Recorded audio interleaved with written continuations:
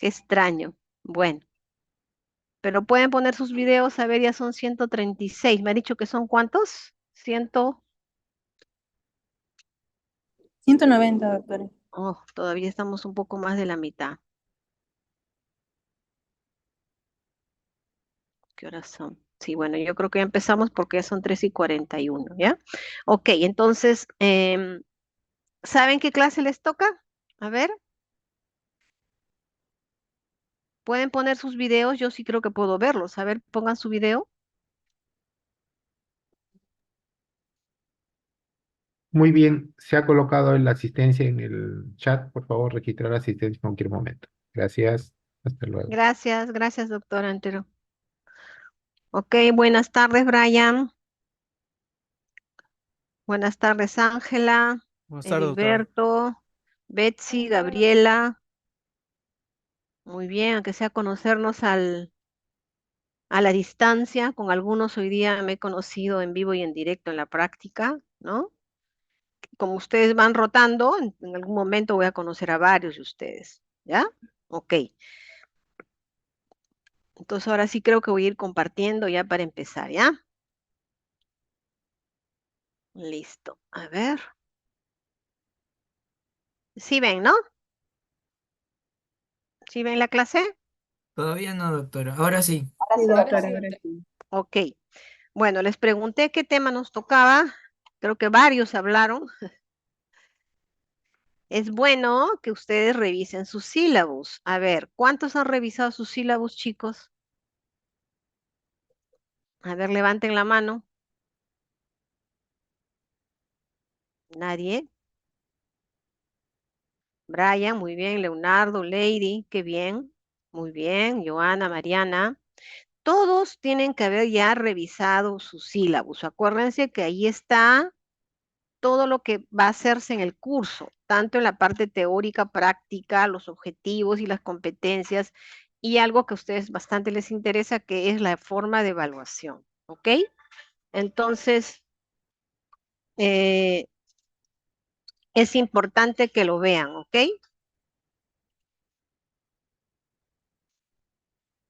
Hoy día nos toca la clase, como ven en la lámina, que me han dicho que sí se ve, ¿no es cierto? Eh, Sí, doctora. es respecto a recordar un poco, ¿no? La fisiología que se da en el momento del parto, ¿no? Porque el bebé que está dentro de la mamá, ¿no es cierto? Al nacer va a tener una serie de cambios fisiológicos, ¿sí? Disculpen un minuto, voy a apagar el celular, ¿ya?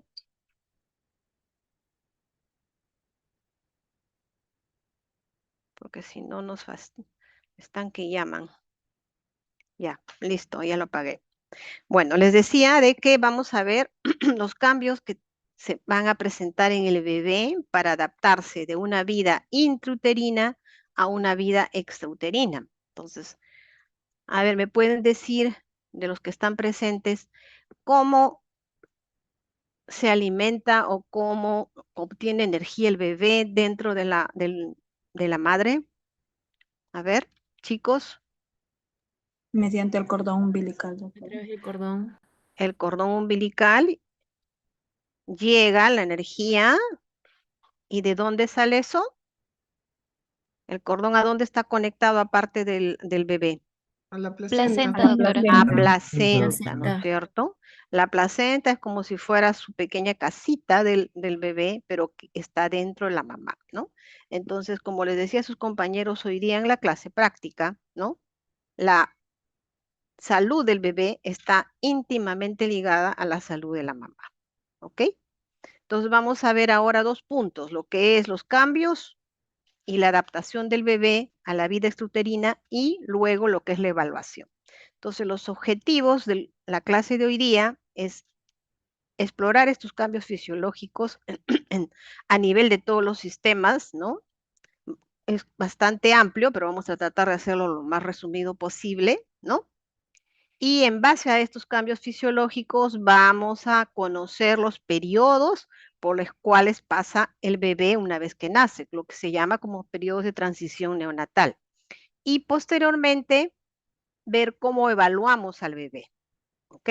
La evaluación en sí misma del bebé. Entonces vamos a recordar, ¿no? Que el nacimiento, pues ustedes han hecho ya el curso de ginecobstetricia, ya saben cómo se da este proceso, ¿no? Y en este proceso, acuérdense que el bebé sale por el canal del parto, como ven ahí en la lámina, ¿no? Y los estudios nos dicen, miren, que el trauma del nacimiento es el primer trauma por el cual todos los humanos hemos pasado, ¿no? Y esto a nivel fisiológico tiene un impacto muy fuerte. ¿Por qué? Porque es tan fuerte esto que el bebé alcanza niveles de adrenalina, fíjense, más altos que los de una persona con un ataque al corazón. Entonces, existe un gran torrente de adrenalina y esta adrenalina tiene una función fisiológica. ¿Qué va a hacer? Que se active la respiración del bebé, ¿no? Y todos estos cambios ocurren casi en un instante, ¿no? Y acuérdense que el bebé nace a un medio frío, que es un medio aéreo, porque dentro del útero materno está un medio líquido y está también con una temperatura adecuada. En cambio, en el ambiente exuterino puede ser un ambiente frío, si es que no cuidamos en la temperatura. Para eso cuando hagan su curso de atención, su clase de atención inmediata, van a recordar eso, ¿no? Y muchas veces es un ambiente extraño, ¿no? Entonces, todos estos cambios fisiológicos van a darnos lugar a que el bebé tenga un periodo de lo que denominamos adaptación, ¿no? En este periodo se van a dar todos estos cambios fisiológicos, ¿no? Que a veces son muy dramáticos y que se dan en todos los sistemas y órganos del bebé, pero especialmente es a nivel cardiovascular y respiratorio, porque estos dos sistemas, ¿no? Si quieren llamarle uno solo, sistema cardiovascular, ¿no? Y el sistema respiratorio son los que nos permiten a nosotros vivir en este ambiente aéreo, ¿no? Acá les he traído una frase miren que es de 1890, que hay un cero de más, ¿no? Que menciona así, ¿no? El bebé cuando nace está asaltado por los ojos, los oídos, la nariz, la piel y las entrañas. Todo a una siente que todo no es más que una destellante y ensordecedora confusión, porque acuérdense que dentro del útero está en un medio líquido y está tranquilo y protegido por la madre. Y luego de ese proceso de parto va a nacer y va a tener toda esta gran cantidad de estímulos para que pueda llorar, ¿no? Entonces, cuando existe una adaptación neonatal exitosa, hablamos de una transición exitosa, en la cual todos estos sistemas de los que lo estamos conversando, ¿no? La interacción de estos sistemas se da en una buena forma, pero también existen, ¿no? A veces, ¿no? Periodos que no existe una adecuada adaptación. Y esto se da cuando hay condiciones anormales, tanto maternas, ¿no? Como cuando hay morbilidades maternas, o también problemas placentarios, o también problemas fetales que se pueden dar durante el trabajo de parto, el parto y a veces también en el postparto, ¿no? Y esta adaptación neonatal es importante para que luego nosotros cuando hagamos la evaluación, ¿no? Tengamos que tener en cuenta esto, porque si nosotros no conocemos esta parte fisiológica, no vamos a poder luego evaluar en forma adecuada al bebé, ¿no? Y esto, por eso es importante reconocer en forma temprana aquel recién nacido que constituye un bebé de alto riesgo. Ustedes acaban de hacer su clase, ¿no es cierto?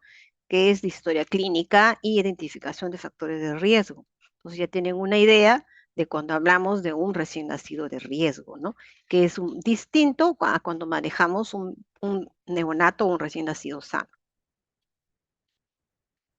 Entonces, miren, estos eventos que hemos conversado, acuérdense que hemos hablado de una gran descarga de adrenalina, ¿no? Toda la mayoría de estos eventos que se van a dar en forma fisiológica en el parto son el resultado de la descarga simpática. Por eso ahí ven un bebé que está llorando, ¿no? Y acá en forma resumida tenemos la evolución del recién nacido en las primeras horas de vida.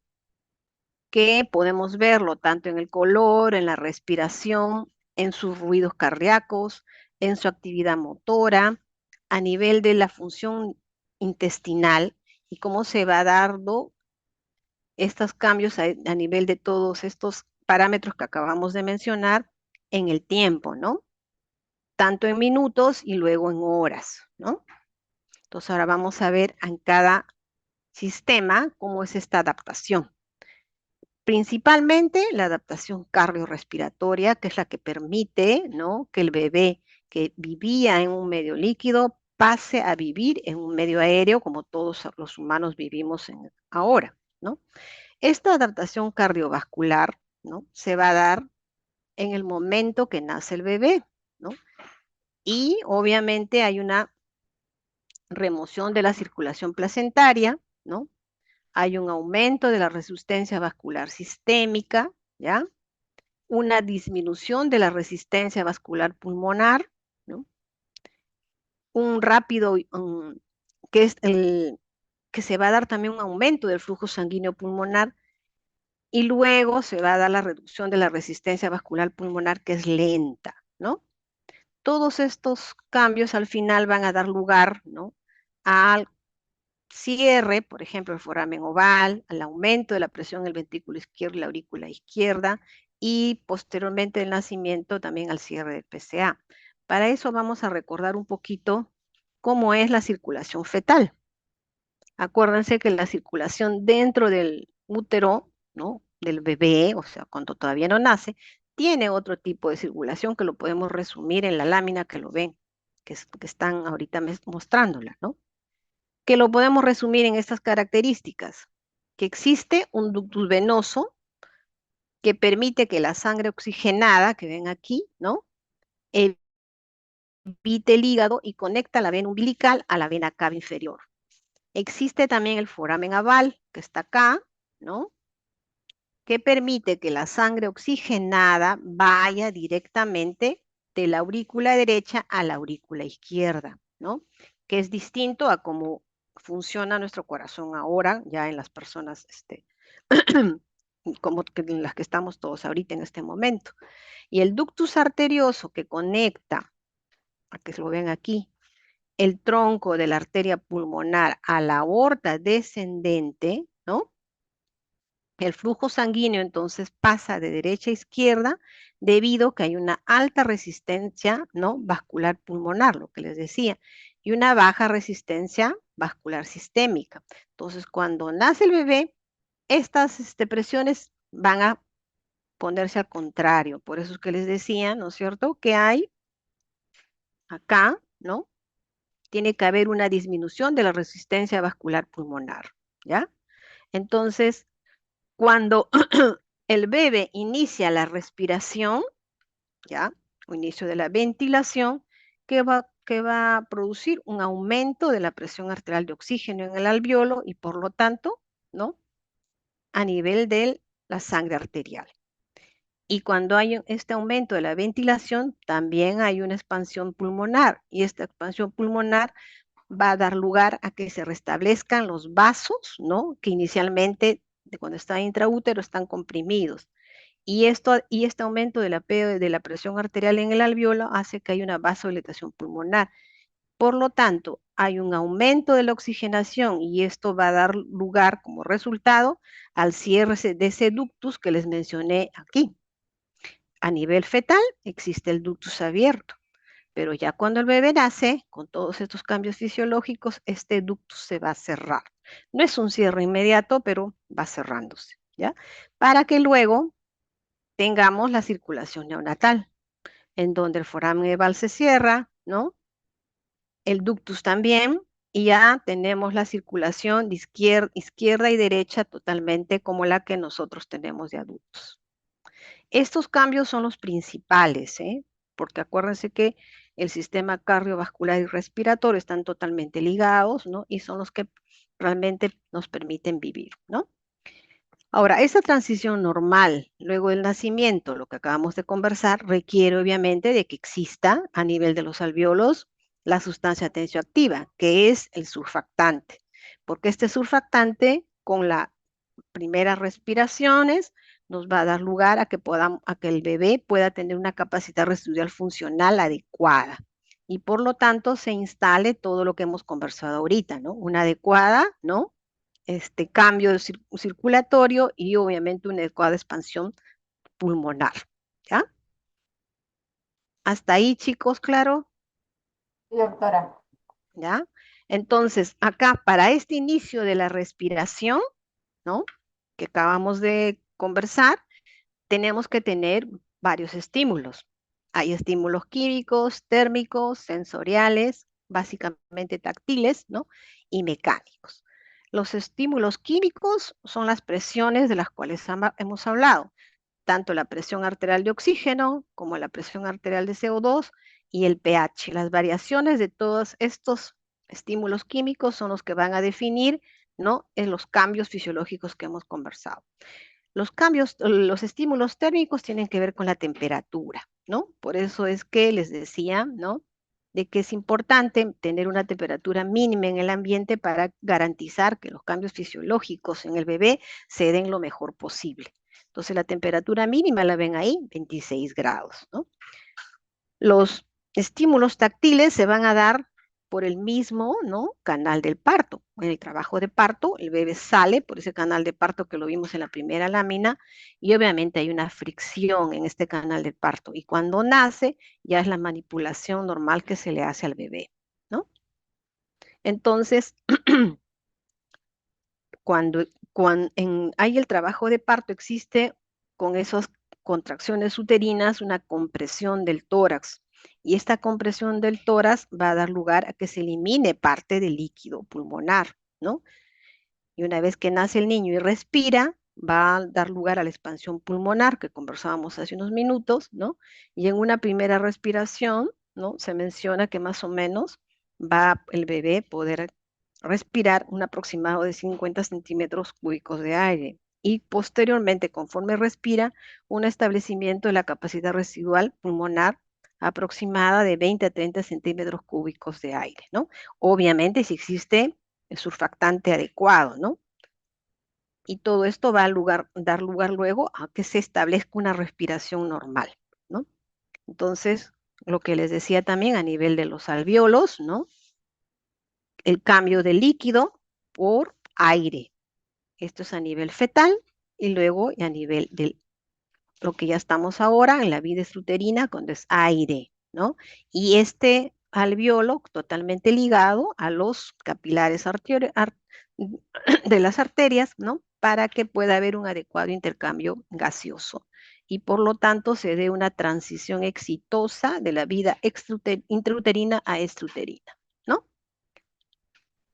Entonces, cuando hay una adaptación respiratoria con una función efectiva del aparato respiratorio, vamos a tener un flujo sanguíneo pulmonar adecuado, una cantidad adecuada del surfactante, una musculatura respiratoria suficientemente fuerte para poder soportar todo lo que acabamos de conversar, ¿no? Si todo esto es adecuado, el bebé va a tener una adaptación adecuada. Sin embargo, tenemos que tener en cuenta también algunos factores que van a hacer que mantengan, ¿no? La resistencia vascular pulmonar fetal, ¿no? Por eso a veces hablamos de resistencia vascular pulmonar persistente. ¿Cuándo ocurre esto? Cuando hay hipoxemia, cuando hay hipoxia o cuando hay atelectasia pulmonar o por alguna causa existe acidosis en el bebé. O al contrario, cuando ya hay una expansión excesiva del alvéolo del pulmón, ¿no? Cuando ya hay problemas en el bebé, ¿no? Entonces, estos son problemas que pueden presentar el bebé que hacen que su transición no sea adecuada, ¿no? Entonces, cuando tenemos una adaptación cardiorrespiratoria fisiológica adecuada, vamos a tener, ¿no? A nivel de la frecuencia cardíaca, en los primeros 15 minutos, un promedio de 160 latidos por minuto, pero puede haber variaciones, ¿no? Y luego ya se va a ir normalizando a tener de 120 a 140 y la variación también puede ser un poquito mayor, pero no tampoco ya tanto. Igualmente con la respiración, los primeros 15 minutos puede haber un poco de taquipnea y posteriormente, ¿no? Esta respiración también se va a normalizar, ¿ok? Hasta ahí la adaptación cardiorrespiratoria está clara, chicos, para pasar a los otros. ¿Están ahí? Porque cuando no los veo. Sí, doctora. Ok, ya. Entonces ahora vamos a ver lo que corresponde al metabolismo de la glucosa, ¿no? Como ya saben, depende totalmente de la mamá cuando está el feto dentro de la madre, valga la redundancia. Entonces hay un aporte, ¿no? Continuo de la glucosa a través de la placenta hacia el feto, ¿no? Y por lo tanto, cuando el bebé está dentro, la insulina va a aumentar los depósitos de energía, ¿no? Y va a haber un depósito de glucógeno y grasa, ¿no? Entonces, a nivel fetal, se van a establecer las reservas energéticas en este bebé para prepararlo para el nacimiento a través de la insulina que incrementa el glucógeno y los depósitos de glucosa y también de grasa, ¿no? Y obviamente todo ingresa a través de la vena umbilical, ¿no? Miren que esas 80%, ¿no? De la glicemia materna es lo que ingresa por la vena umbilical. Pero ¿qué pasa a nivel extrauterino, ya cuando el bebé nace, ¿no? Les dije al inicio que existe una gran descarga de adrenalina, ¿no? Entonces hay un estímulo simpático muy alto. Entonces, este mecanismo adrenérgico, ¿no? Hace que el glucagón plasmático aumente y los niveles de insulina disminuyan en el parto. En el periodo neonatal, el glucagón, obviamente, ¿qué va a hacer? Que se active la glucogenólisis, ¿no? Para que el bebé pueda tener, ¿no? Aporte de glucosa, porque acuérdense que va a haber un corte, ¿no? Entonces, y además también hay una neoglucogénesis porque hay una gran activación, ¿no? De la epinefrina. Acuérdense que cuando el bebé nace, hay un corte del cordón umbilical y una interrupción de la circulación placentaria, y esto obviamente va a producir una disminución de los valores de glicemia que alcanza, miren, los bebés los valores más bajos a la hora o a las 2 horas de vida. Estamos hablando de un recién nacido a término, ¿no? Por lo tanto, los mecanismos principales para que el bebé pueda seguir teniendo un aporte de glucosa en ese tiempo es lo que acabamos de conversar, ¿no? Usando sus reservas de glucógeno. Esto puede ser alterado o disminuido, obviamente, en un bebé prematuro, porque tiene escaso depósito tanto de glucógeno como de tejido adiposo, ¿no? Por eso es importante que en los prematuros prevenir la hipoglicemia, ¿no? Entonces lo podemos resumir los cambios en el metabolismo de la glucosa en que en el feto el aporte de la glucosa desde la mamá es más o menos 5 miligramos por kilo minuto, ¿no? Y esta glicemia fetal está en equilibrio con la glicemia materna. Por eso es que cuando las mamás tienen, ¿no? Patologías como la diabetes, obviamente van a tener una influencia directa en el bebé, ¿no? Cuando esto cesa súbitamente, ¿no? Hay el aumento de lo que les dije, de noradrenalina, glucagón, ¿no? Y hay una disminución también en los niveles de insulina. Entonces, cuando ya tenemos conocimiento de todos estos cambios fisiológicos, siempre en el bebé, cuando ya nace, tenemos que tener, ¿no es cierto?, el objetivo de mantener una glucosa mínima de 4 a 6 miligramos por kilo minuto, cuando obviamente manejamos al bebé, ¿ya? Eso es con respecto a la glucosa. Ahora, con respecto a la temperatura, ¿no? A nivel del feto, ¿no? Existe una estabilidad térmica. ¿Por qué? Porque va a depender de la, ¿no? Temperatura de la madre, ¿no? Por lo tanto, el bebé no requiere utilizar su centro termorregulador y su temperatura depende de la temperatura materna, ¿no? Si la mamá tiene fiebre, el bebé va a tener una temperatura mayor. ¿Por qué? Porque el feto tiene una temperatura 0,5 grados más que la madre, ¿ya? Pero ¿qué ocurre cuando el bebé nace? ¿No? Al nacer, acuérdense la actividad simpática, porque esto va a influir en todos los sistemas, va a incrementar el uso de sus fuentes energéticas. Ya hemos hablado ahorita de la glucosa, ¿no? Entonces, otras formas de producir calor en el bebé, aparte de lo que ya hemos mencionado, ¿no? Son temblores por actividad muscular, ¿ya? el metabolismo, o sea, el uso del metabolismo de la grasa parda, ¿no? Principalmente para poder tener una adaptación térmica. Acá tenemos un resumen de cómo es el mecanismo de adaptación térmica, ¿no? Porque a nivel del feto les decía, ¿no? Que no tiene, ¿no? No tiene uso de su termorregulador. Acá sí, ya va a haber un registro, ¿no? De cualquier tipo de alteración de la temperatura a nivel del sistema nervioso central. Y por lo tanto, puede ya haber una liberación mayor de noradrenalina por la glándula suprarrenal y esto va a dar lugar a acción sobre la grasa parda, ¿no? ¿Para qué? Para que esta grasa parda pueda desdoblarse en lo que son triglicéridos para que produzcan calor y al mismo tiempo puede haber vasoconstricción periférica para guardar calor, ¿ya? Entonces, acá tenemos que recordar un poco, ¿no? ¿Cuáles son los mecanismos por el cual recién nacido pierde calor, ¿no? Primero, la relación superficie-peso con el bebé es alta. ¿Por qué? Porque su piel es fina, tiene poco tejido adiposo, sus vasos sanguíneos son más próximos a la superficie de la piel, ¿no? Además que cuando el bebé nace, acuérdense que ha estado en un medio líquido, su piel está húmeda, ¿no? Y si sale un ambiente frío, con mayor razón. ¿Ya?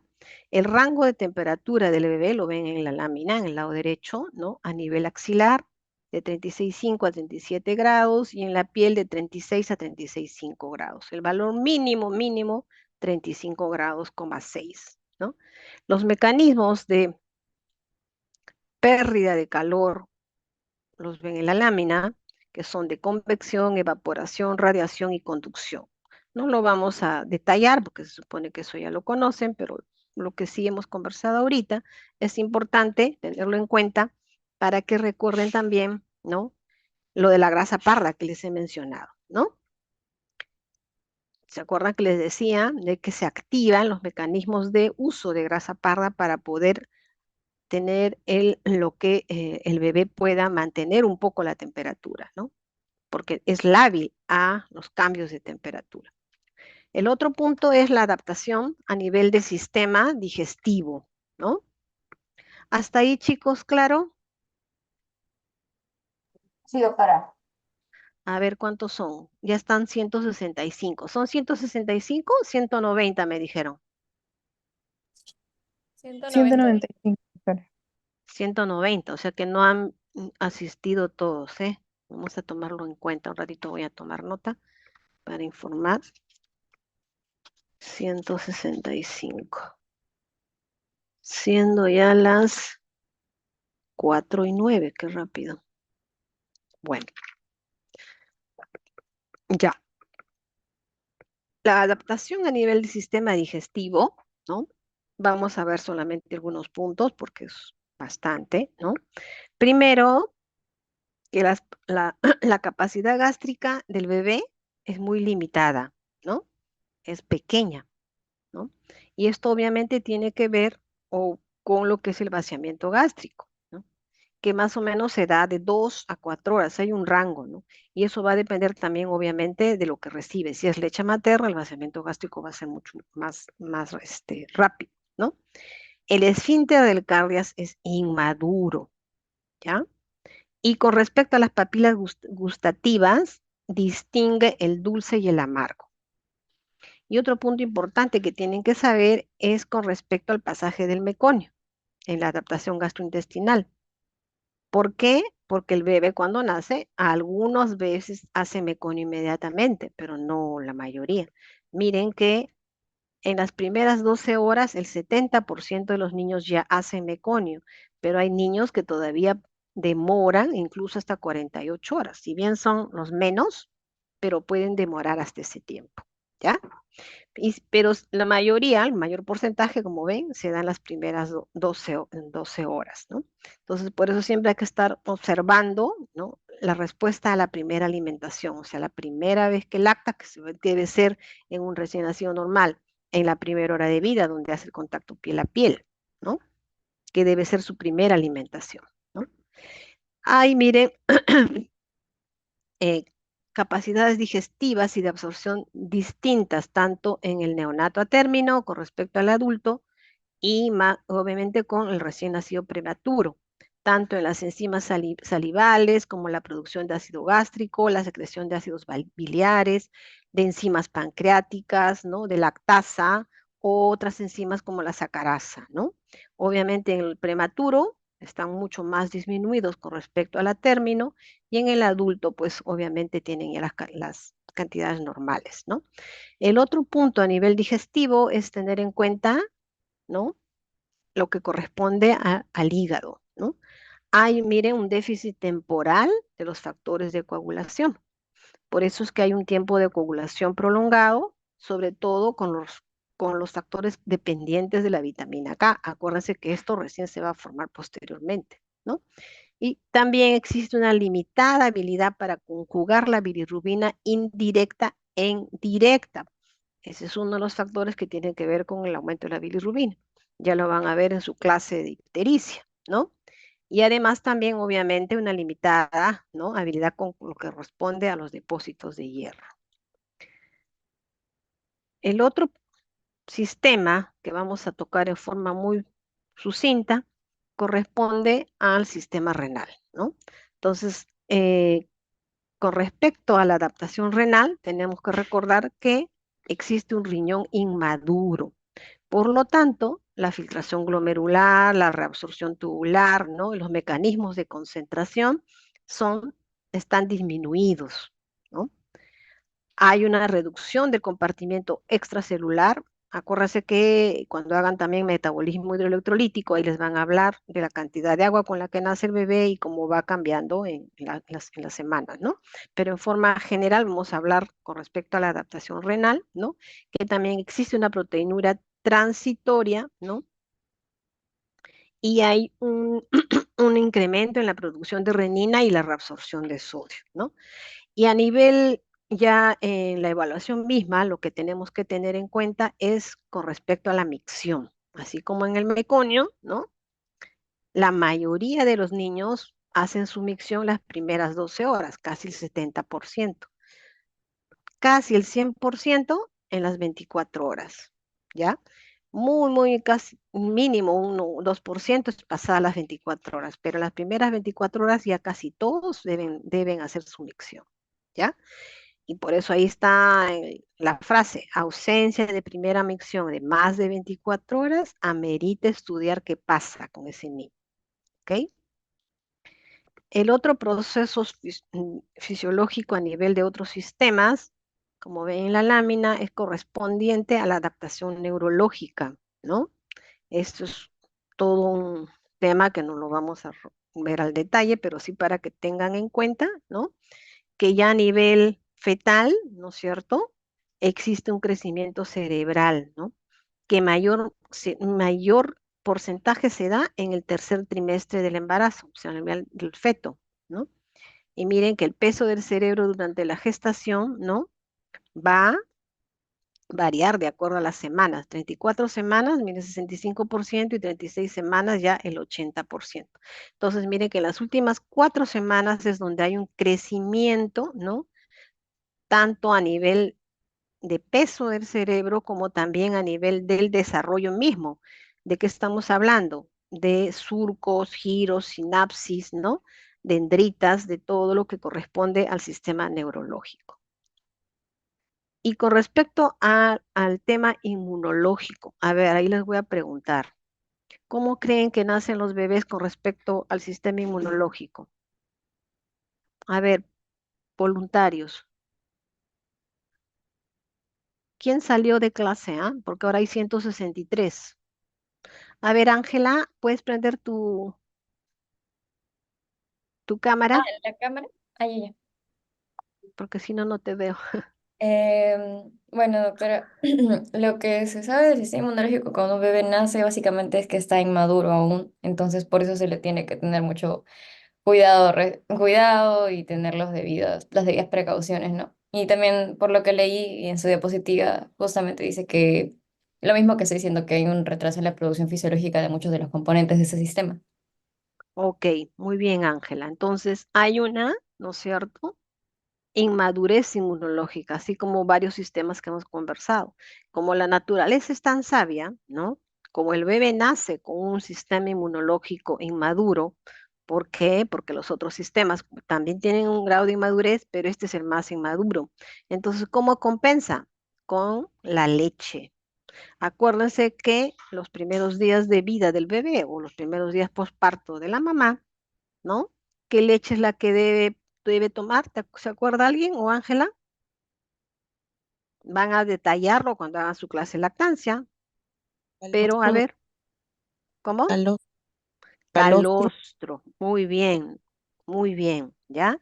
El calostro es el que va a compensar esta inmadurez del bebé.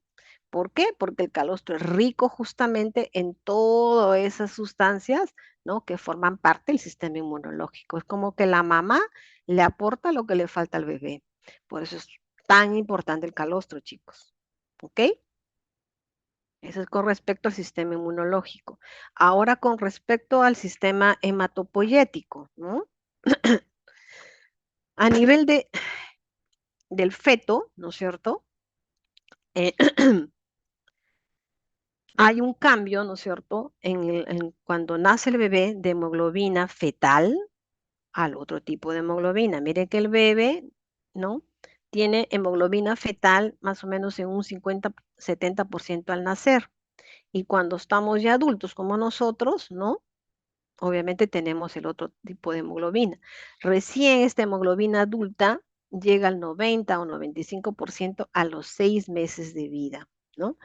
La eritropoyetina también tiene niveles bajos al nacer y esto es mucho mayor todavía este déficit en los prematuros, ¿no? Y los reticulocitos, ¿no? Disminuyen más o menos de 6 a 10% al nacer a menos de 1% al quinto día de vida, ¿ya?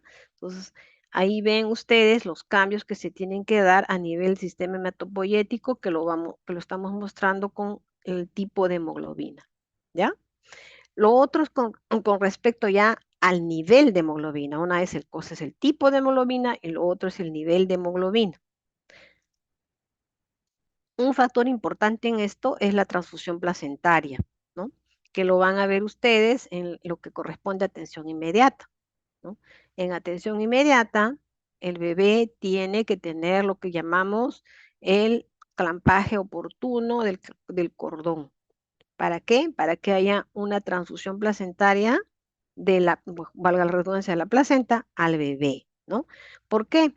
Porque miren, si la mamá está anémica, ¿no? Y si no se hace eso, el bebé va a terminar con anemia, porque fisiológicamente los 3 primeros meses la hemoglobina del bebé disminuye, ¿no? Entonces, si hay ya una hemoglobina baja desde el momento del nacimiento, imagínense a los 3 meses, va a ser peor, ¿ok? Entonces, hasta ahí más o menos está claro con lo que hemos hablado. Sí, doctora. Ya. Entonces, resumiendo de todo lo que hemos conversado hasta ahorita, en el sistema nervioso hay un aumento de la actividad motora al momento del nacer. A nivel renal, un incremento en la reabsorción del sodio y mejora levemente la tasa de filtración glomerular. A nivel hematológico, lo que les he dicho, hay una reducción de la eritropoyetina y de la eritrogénesis y hay también un incremento del número de leucocitos y neutrófilos, que ustedes lo van a ver cuando hagan su clase de sepsis y evalúen el hemograma para definir los indicadores de sepsis neonatal. Los leucocitos y neutrófilos de un bebé son muy diferentes a la de un adulto. A ver, ¿cómo creen que es? A ver, ¿tienen idea de cuánto es, chicos? A ver, voluntarios, ¿no hay ninguno? Bueno, les voy informando. Lo que dice ahí, el número de leucocitos de un neonato es mucho mayor al de los adultos, ¿ya?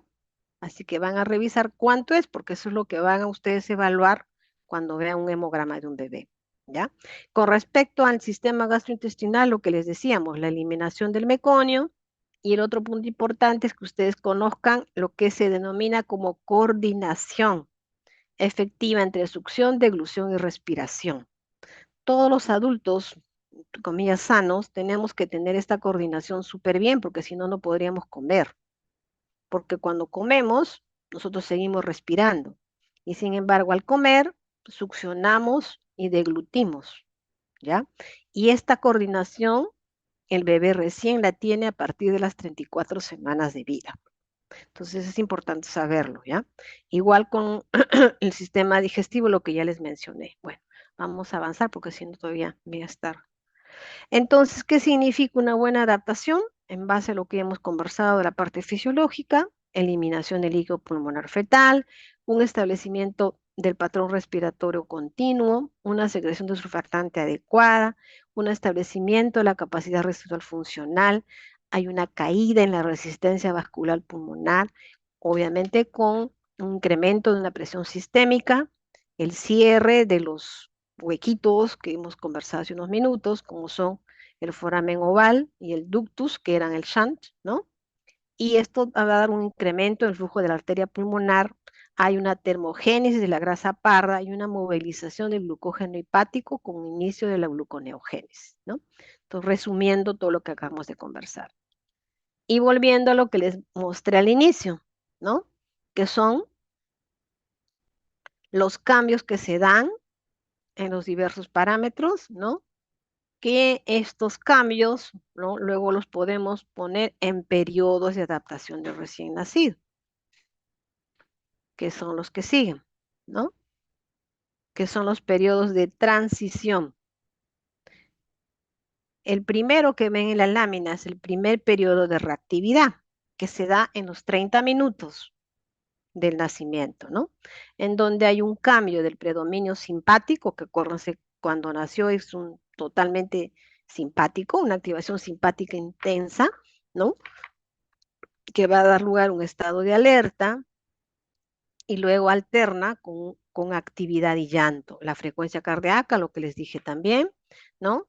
Y hay un esfuerzo respiratorio, puede haber retracciones, ¿no? Para poder compensar y luego ya se va pasando al otro periodo para que pueda ir estabilizando su frecuencia respiratoria. Este segundo periodo, ¿no? Que se da en las 2 a 3 horas, ya es el llamado de inactividad o intervalo de reposo.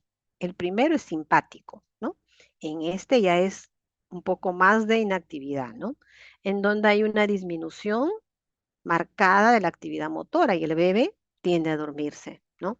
Y por lo tanto su frecuencia cardíaca obviamente va a disminuir, también la frecuencia respiratoria va a descender o se va a estabilizar, ¿no? Cuando estamos hablando de un periodo de transición normal, ¿no? Y el peristaltismo en este caso sí puede estar marcado, sobre todo cuando si el bebé ha recibido ya su primera alimentación. Y de ahí pasamos al tercer periodo, que se da a las 6 a 8 horas, que más o menos, ¿no? Es todo el periodo de adaptación del bebé, ¿no? Entonces, en este tercer periodo, o también denominado segundo periodo de actividad, es parecido al primer periodo de reactividad porque el bebé, ¿no? Retorna a su periodo de actividad después de haber dormido, ¿no? Y se puede encontrar una leve taquimia, cambios en el tono muscular, ¿no? Puede haber producción de moco, algunos veces puede regurgitar, ¿no? Y también, obviamente, expulsar el meconio y mostrar, ¿no? Interés para seguir alimentándose, ¿no? En este periodo ya el bebé tiene que mostrar una aparente mayor estabilidad. Entonces, teniendo en cuenta todo esto que hemos conversado, ya podemos evaluar al recién nacido porque ya sabemos todos sus cambios, ¿sí? Entonces, cuando evaluamos al bebé cuando nace, conociendo todo lo que ya hemos conversado, ¿no? Tenemos que hacer una atención inmediata, ¿no? Que ya lo van a hacer en una clase específica, no vamos a detallar sobre eso, ¿no? Y tenemos que hacer también una evaluación de los periodos de adaptación que acabamos de conversar. Y luego la otra evaluación es cuando cumple 6 horas y posteriormente 24 horas cuando estamos hablando de un bebé normal. Si es un bebé que ha tenido algún problema en su periodo de adaptación, obviamente tendrá que ser evaluado cada 2 o 4 horas, ¿no? O cuando se requiera, como figura ahí, ¿no? Y la otra evaluación es previo a ser dado de alta. Y toda esta evaluación siempre se da como con la mamá. Nunca es al bebé solito, ¿ok? Entonces, cuando evaluamos al bebé, también, ¿no? Aparte de tener todo el conocimiento de fisiología que hemos conversado en los diapositivas anteriores, vamos a hacer uso de todos los instrumentos que conocemos como médico, que es la observación, la ocultación, la palpación y la percusión en el caso que se requiera. Y además vamos a hacer una evaluación sistemática, ¿no? ¿No? Haciendo un examen físico, ¿no? Totalmente sistemático y ordenado, céfalo-caudal, ¿ya? Y esto también puede adaptarse dependiendo del caso del neonato, ¿no? O la situación particular. Entonces vamos a observar siempre en el bebé la simetría, cómo está la respiración, cómo son los movimientos, el comportamiento que tiene el bebé, tanto cuando está solo, cuando está durmiendo, o también el comportamiento durante la lactancia, ¿no? Eso es muy importante. Aparte, obviamente, de tomar sus funciones vitales, como son frecuencia respiratoria, frecuencia cardíaca, temperatura, ¿no? Y observar el color del bebé. Eso en términos generales. Ahora, cuando nace el bebé en sí, y esto lo van a desarrollar más cuando hagan atención inmediata, se tienen que hacer las preguntas que ven en ese triángulo. ¿Hasta ahí, chicos, todo claro? Sí, doctora. Ya.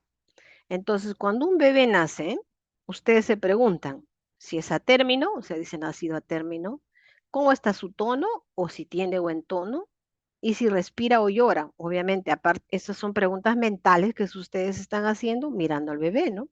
Pues si miran un niño y ven que es a término, por las características, si se ven lo bien que mueve bien sus miembros, tanto inferiores como superiores, tendrán que dice buen tono. Y obviamente, si respira o llora, lo están viendo, ¿no? Si llora, mejor.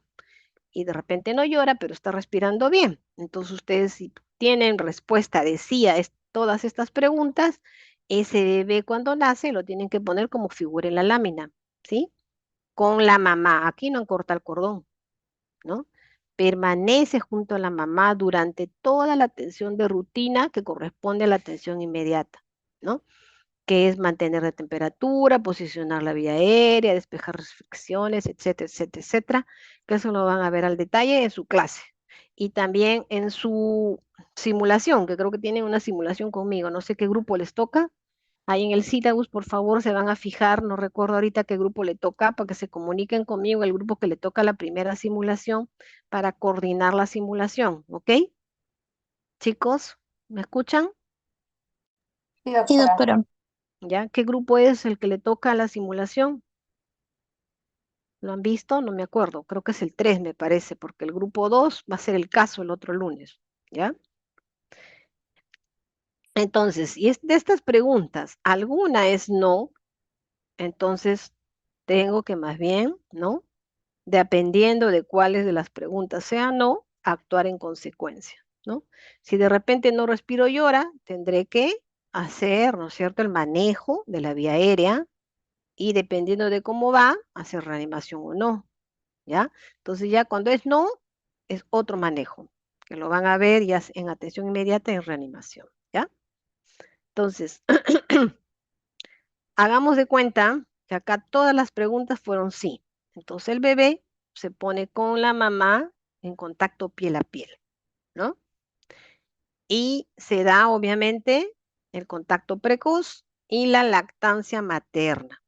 El clampaje tardío, que les decía, o oportuno del cordón umbilical, y se tienen que tener en cuenta todos los cuidados generales del bebé, como es el mantenimiento en temperatura, el manejo de la vía aérea, si se aspira solamente si es necesario, el secar y cambiar los campos, y luego viene lo que es la antropometría, ¿no? Y las medidas profilácticas, tanto del ojito como el tema de la vacuna y la identificación. Todo esto es la parte de atención inmediata y luego recién va a alojamiento conjunto con la mamá. Y en todo este proceso, tanto en atención inmediata como en alojamiento conjunto, se tiene que siempre manejar lo que es la lactancia materna exclusiva. ¿Ok? Dentro de lo que es la evaluación del bebé, también tenemos que tener en cuenta el uso de varios instrumentos, lo que ven ahí en la lámina, que es el Apgar, que se utiliza en el momento del nacimiento, en la atención inmediata, y el otro test que está en el lado derecho, que es el Silverman-Anderson, que nos sirve para evaluar cuando existe una dificultad respiratoria en el bebé. Y de acuerdo a esa evaluación, nosotros vamos a calificar y definir si esa dificultad respiratoria es leve, moderada o severa. Y con respecto al Apgar, también vamos a calificar de acuerdo a los puntajes si existe el bebé con depresión severa, moderada o no tiene depresión, ¿no? Con respecto al Silverman, ustedes lo van a revisar al detalle cuando hagan dificultad respiratoria, ¿ya? Pero sí ya tienen que conocer que son instrumentos que se utilizan para evaluar al bebé. Voy a tomar un poquito de agua, chicos, porque me estoy quedando sin...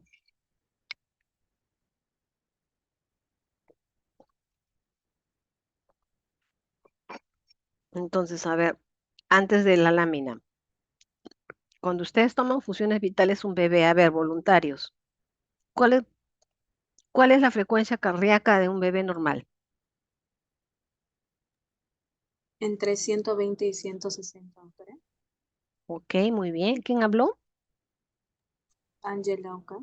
Ángela, muy bien, Ángela. ¿Y frecuencia respiratoria?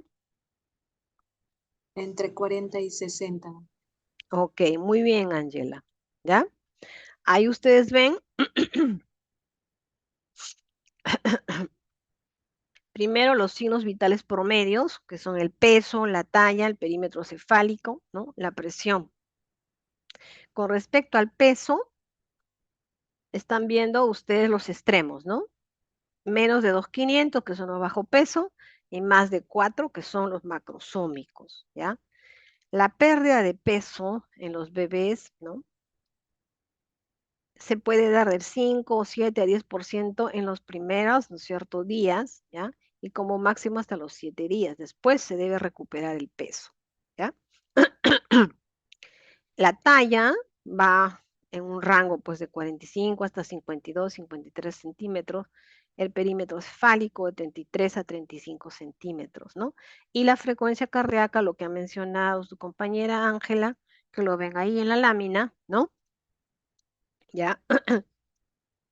Acá, acuérdense que está los rangos mayores en lo que es el periodo de transición, pero lo normal de una frecuencia cardíaca es de 120 a 160. 180 si es que llora, o sea, es como un niño que está llore y llore y llore, puede encontrar la frecuencia cardíaca incrementada, sí, pero es parte de su estado fisiológico. Igual, si está durmiendo, dependiendo de la fase en la cual esté del sueño, puede tener una frecuencia cardíaca baja, pero si ustedes lo movilizan un poquito, esa frecuencia respiratoria, cardíaca puede, ¿no? Obviamente normalizarse. Pero algo importante que tienen que tener en cuenta cuando evalúan las funciones vitales de un bebé es que la tienen que evaluar en 1 minuto. Por ninguna causa lo tienen que evaluar en 15, ¿sí? Eso solamente se hace cuando uno hace, ¿no? Reanimación. Si no, no, ¿ya? Ahora, vamos a revisar muy rápidamente en lo que es la evaluación del neonato, ¿no? Lo que es el examen físico, que cómo se empieza con la ectoscopía. Y ahí ustedes están viendo un bebé prematuro, un bebé normal, prematuro a la derecha, el que estoy mostrándole con el cursor, el normal, ¿no? Y en la parte inferior, la diferencia entre un bebé adecuado, o sea, miren este chiquito, con respecto al otro gordito que está ahí, que es un bebé grande, macrosómico, ¿no? Ambos son a término, pero sin embargo son bien diferentes, ¿no? ¿Por qué? Porque tienen un peso muy diferente. Y luego ya pasamos a lo que es la evaluación regional, ¿no? Y en la evaluación regional, obviamente, como les dije, cefalocaudal, tenemos que evaluar primero la cabecita y ver, ¿no? La simetría, ¿no? Y si es que hay algún problema en, a nivel de la cabeza, ¿no? Que puede ser que sea asimétrica o puede ser que haya fontanelas, ¿no? Muy pequeñas o de repente no hay fontanelas, ¿no? O haya variaciones como, por ejemplo, asimetría que pueden encontrar con un caput o peor si hay un cefalohematoma como ven en la foto. Lo logran ver, ¿no? El cefalohematoma que es como un chinchoncito Sí, aquí doctora. Ujú. se nota claramente, ¿ya? O anormalidades como, por ejemplo, fontanelas tensas o deprimidas, o peor, ¿no? Una fractura de cráneo, ¿ya? Como ven ahí ese chiquito que parece que ha nacido con trauma obstétrico, ¿ya? O peor, hemorragias ya subgaleales, ¿no? A nivel de los ojos, igual, ver la simetría, la apariencia, si hay que secreciones, o ver cómo están las escleras, ¿no? Y parte del tamizaje oftálmico es ver el reflejo rojo. Normalmente tiene que haber un reflejo rojo. Si es que no hay, es que hay alguna anormalidad, ¿no? Entonces, en forma así muy, muy resumida, me estoy quedando sin voz ya. Luego vemos lo que son los pabellones auriculares.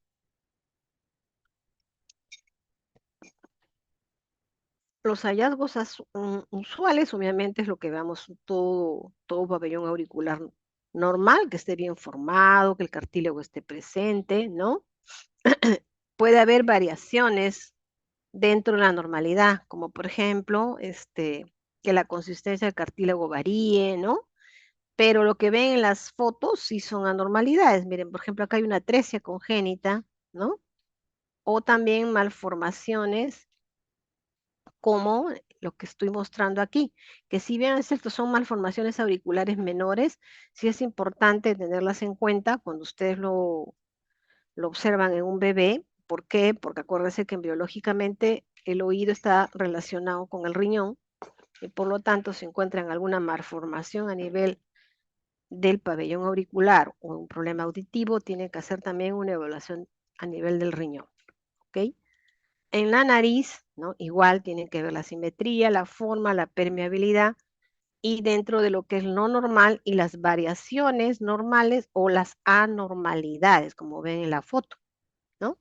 Las anormalidades evidentes, obviamente, a nivel de la nariz, es cuando hay, ¿no es cierto?, una atresia de coanas, ¿no? O hay una malformación de uno de los de parte de la nariz, ¿no? O puede haber desviaciones. Pasando la boca, porque en la cara hay mucho que examinar, ¿no? Vamos a ver en la boca los labios, la lengua, el paladar y las encías. En los labios, acuérdense siempre de ver el color, ¿no? ¿Ya? Que debe ser rosadito y no cianótico, ¿ya?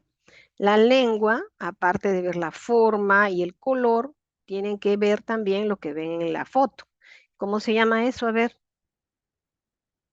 chicos, ¿están ahí? Porque como no los veo, yo no sé si están Frenillo doppler. escuchando. Frenillo, Frenillo sublingual. frenillo Frenillo, sublingual. frenillo sublingual, que en el caso de esa foto ya es una anquiloglosia, ¿no? Porque está bien cerca a la punta, ¿cierto? Ya, es una patología bastante frecuente, ¿ah? Y si ustedes encuentran un frenillo así, marcado, cerca de la lengua, pues ustedes tienen que derivarlo a odontología o al cirujano pediatra para que le haga su corte si ustedes no tienen la experticia de cortar ese frenillo, ¿ok? También pueden ver, ¿no? Variaciones como en las perlas de Epstein o los dientes congénitos, ¿no? ¿Ya? Que no son frecuentes, la verdad. A nivel del tórax, tienen que ver la forma, cómo está la clavícula, cómo se expande, ya lo de la respiración que ya conversamos al inicio, y también ver cómo está el tejido mamario, por si de repente existe también, ¿no? Tejido mamario supernumerario, ¿no? En la clavícula siempre examinen si es que la clavícula está totalmente, ¿no? Completa. ¿A qué me refiero? Que no haya fractura. ¿Ya? Entonces, en su práctica, piden al colega que los los tiene, que les enseñe a examinar clavícula, porque a veces se les pasa. Entonces vienen niños ya con la fractura de clavícula ya consolidada, ¿no? Entonces sí es importante hacer el diagnóstico precoz, básicamente para que se le dé las indicaciones a la mamá. No es una patología problemática, pero sí es importante formar a la familia, ¿no? La forma del tórax, hay muchas formas, ¿no? Dentro de lo que son normales como anormales, ¿ya? Eso sí lo van a revisar, van a leer, porque acá estamos haciendo un resumen de todo lo que es prácticamente el examen físico de un neonato, ¿no? A nivel cardiovascular, aparte de lo que ya conversamos, de que es con respecto a la frecuencia cardíaca, siempre tienen que evaluar el llenado capilar, ¿ya? Y sobre todo, ¿no? Cuando examinan ruidos cardíacos, tener en cuenta si hay soplos, ¿no? El identificar soplos nos va, ¿no? Dar una idea diagnóstica de un problema, de una cardiopatía, ¿no? Y obviamente aunado a otra parte de exámenes, como son los pulsos, ¿ya? A nivel de abdomen, ¿no? Obviamente patologías evidentes, como vemos en la foto, que ya pues están con los intestinos fuera, ¿no es cierto? Extraabdominales, ¿no? Pero sí tenemos que palpar, ¿no? En el abdomen si es que hay masas, ¿no? Cómo está el ombligo y sobre todo cuando nace el niño y ustedes clampan el cordón y atienden en la atención inmediata, valga la redundancia, ver, ¿no es cierto?, la vena y la arteria del ombliguito, ¿ya? Eh, también ver los ruidos hidroaéreos y además un punto importante es con respecto al ano. Siempre identifiquen que esté permeable, porque a veces se ha pasado esto, ¿eh? Que no sé por qué motivo no se dieron cuenta y el niño llega con luego un ano imperforado que no lo había sido diagnosticado, ¿ya? A nivel de genitales, ¿no? Siempre vean en el sexo masculino si estos testículos están en sus bolsas o no. Y si no lo encuentran en la bolsa, verifiquen si está a nivel de la región, ¿no? Inguinal. Porque si no está en la región inguinal, obviamente, ¿dónde creen que está? A ver, chicos, ¿dónde creen que está? Si no lo encuentran a nivel inguinal. En el abdomen, doctora. En el abdomen, ¿no es cierto? Y ahí obviamente no debe estar. Entonces, si ustedes no encuentran un testículo en la región inguinal, deriven a ese niño. No esperen a que tenga pues 2 años, ¿no? Y ahí a haber mayor problemas, ¿sí? Entonces tiene que haber una derivación temprana si es que no encontramos testículos en la región inguinal para que pueda ser manejado por el especialista, ¿no? Con respecto también el sexo femenino, ver cómo está, los labios mayores o menores, para con otros parámetros que podamos encontrar en el examen físico del bebé, podamos diagnosticar problemas ya congénitos, ¿no? Como por ejemplo hiperplasia suprarrenal u otros, ¿ya? A nivel de extremidades, ¿no? Hay cosas evidentes, pues, ¿no? Como la foto que podemos ver ahí, ¿no? Pero otras que son más leves, como por ejemplo tibia vara, ¿no?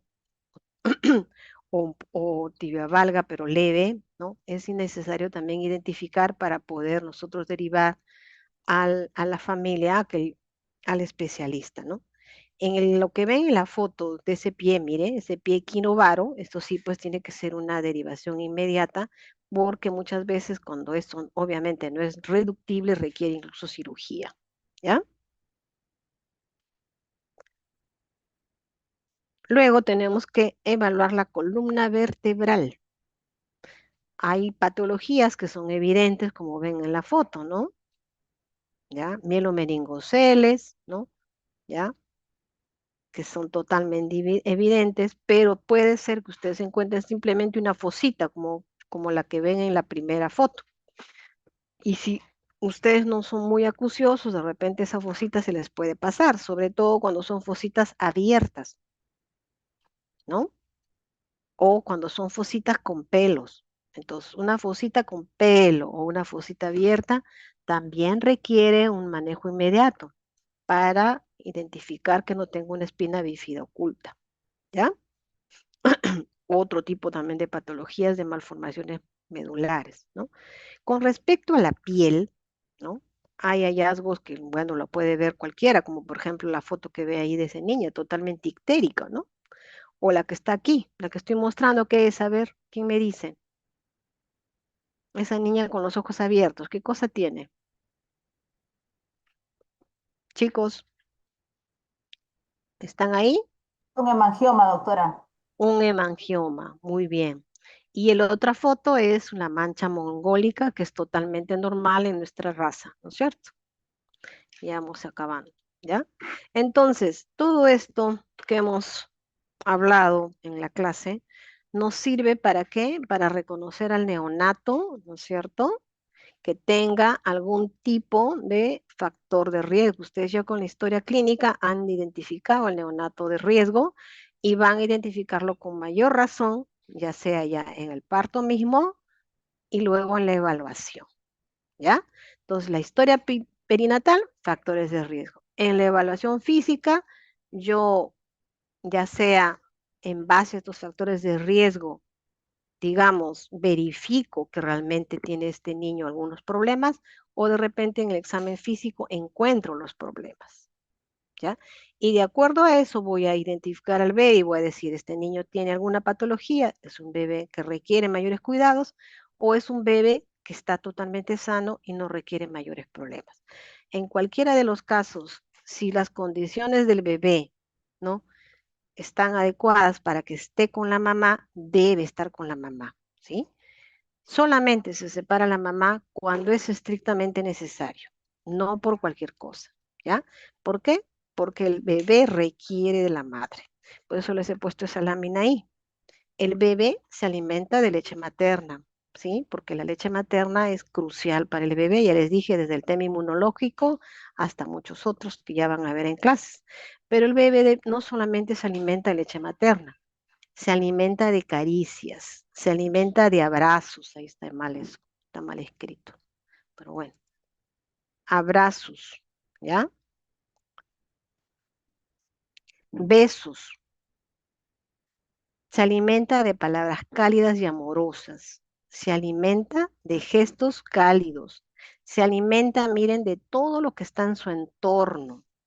Entonces, si ese entorno al bebé le muestra amor, se va a alimentar de amor. Y entonces nosotros como médicos lo que tenemos que hacer es fortalecer que ese bebé justamente se alimente de eso. Porque si el bebé se alimenta desde que nace de esto, va a ser una persona buena y amorosa. Al contrario, si fuera de otra manera. Y nosotros lo que tenemos que hacer es que exista eso, ¿sí? ¿Por qué? Porque desde sus primeros días el bebé, obviamente desde el feto, ¿no? Este ser es un ser activo, percibe, aprende y organiza todo lo que está a su alrededor. Y entonces nosotros tenemos que promover esto, ¿sí? Que el bebé esté con la mamá.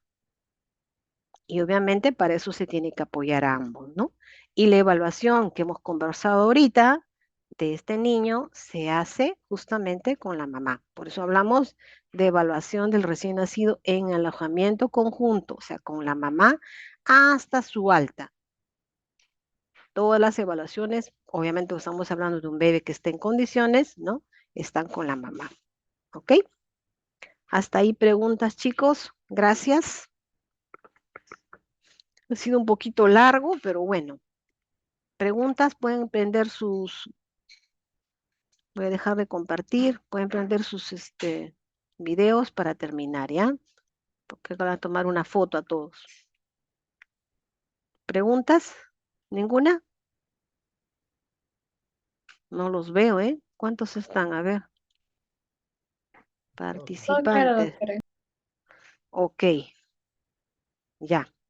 Entonces, si no tienen ninguna pregunta, espero que haya sido productiva la clase de hoy día, porque si no, ¿de qué me voy a quedar? Que me quede ya casi ronca, de hablar casi una hora, ¿no? O más, creo.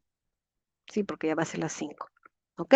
Entonces, espero que hayan aprendido, chicos, y sobre todo que esto que les estamos haciendo en teoría lo apliquen en la práctica, ¿eh? Porque acuérdense, la teoría es la parte conceptual para que apliquemos con nuestros pacientes, no es en el aire. ¿Ok? ¿Listo? Ya. Entonces, hasta ahí. Buenas tardes. Revisen, estudien. ¿Ya? Nos vemos. Muchas Buenas gracias, tardes. doctora. Gracias, doctora. Gracias, doctora.